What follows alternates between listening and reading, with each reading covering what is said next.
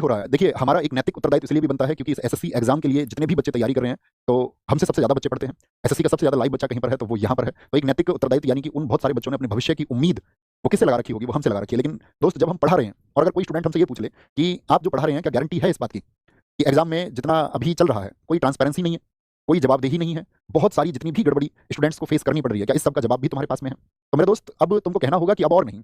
और मैं ये कह सकता हूँ कि इस बात को हमको हर किसी को बहुत आक्रोश से बोलना चाहिए, क्योंकि अब ऐसी स्थिति आ गई है कि जिस देश में मतलब टीचर्स को एक भगवान की दृष्टि से देखा जाता रहा है, तो उन टीचर्स को भी बार बार मजबूर कर देना कि उनके ऊपर भी प्रश्न चिन्ह लगाए जाएं। और वो किसकी वजह से प्रश्न चिन्ह लगते हैं? खराब व्यवस्था और सरकार की वजह से। सरकार की वजह से। तो एक अध्यापक सिर्फ बच्चों को पढ़ाने के लिए नहीं है, कोई भी एक अध्यापक उन बच्चों के अभिभावक की तरह है, जो सिर्फ उनको ये नहीं है कि किताबों का पाठ पढ़ाता है और वो किताबों का पाठ पढ़ाते रहने से बात बनेगी भी नहीं दोस्त, क्योंकि गड़बड़ी होती रहेंगी आप सबके सामने, क्योंकि ये एक ऐसा वक्त है कि शायद जिसमें हमको इतिहास लिखना होगा। एक उबाल तुम सब लोगों को अपने अंदर पैदा करना होगा और वो चीजें तुमको सपोर्ट करनी होंगी, हमेशा करनी होंगी, क्योंकि एक बोर्ड एसएससी आप सबके जीवन से लगातार खेलने का काम कर रहा है। आज इतने ज्यादा भ्रष्टाचार में वो फंस चुका है, इतनी ज्यादा लापरवाही हो चुकी है, और सारी गड़बड़ियां जो भी हैं वो तुम सबके सामने है कि कितना अन्याय बच्चों के सामने हो रहा है, बच्चों के साथ हो रहा है। बच्चा एग्जाम सेंटर पर यहाँ बैठा हुआ है, साइड में डीजे पे सॉन्ग चल रहे हैं।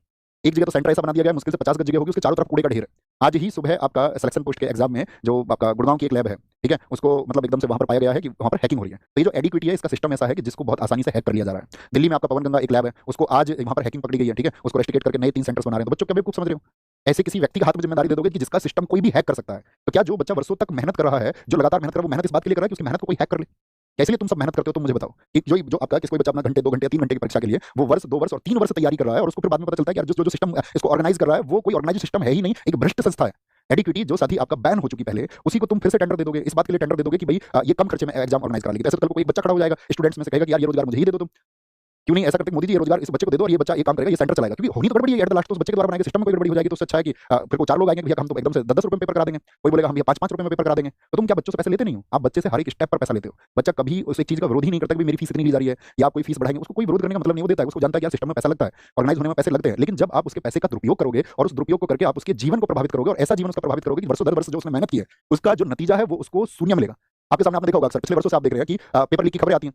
सरकार क्या करेगी? ढोंग के नाम पर उसको जांच का एक नाम दे देती है, कहते हैं इसकी जांच कराएंगे हम, इसकी जांच करा के और तब इसको बढ़ाएंगे। इतने में एक अभ्यर्थी उसके इंतजार को करता रहता है, वर्षों का इंतजार करता रहता है, बहुत सारे लोगों की उम्र पूरी हो जाती है, और कभी कभी ऐसा होता है रिजल्ट का इंतजार। सीपीओ में क्या चल रहा है? सीपीओ का रिजल्ट क्यों क्यों रोका हुआ भाई साहब आपने? ऐसी क्या मतलब? एक फिक्स टाइम पर आप परीक्षाओं को आयोजित करें, एक फिक्स समय पर अगली परीक्षा से पहले एक आंसर की आप दे दें, एक रिजल्ट आप समय पर दे दें, तो वो मतलब क्यों नहीं कर पा रहे? उसमें ट्रांसपेरेंसी क्यों नहीं है? पारदर्शिता क्यों नहीं है? लोगों तक आप ये मैसेज क्यों नहीं देते हो कि भाई ये कारण है, इसका उचित कारण ये है? ऐसा ही उचित कारण दीजिए ना जिस पर विश्वास किया जा सके।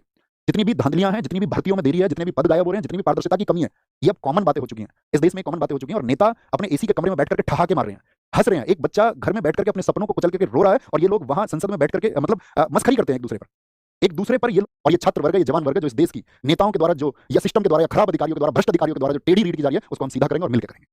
अब मुझे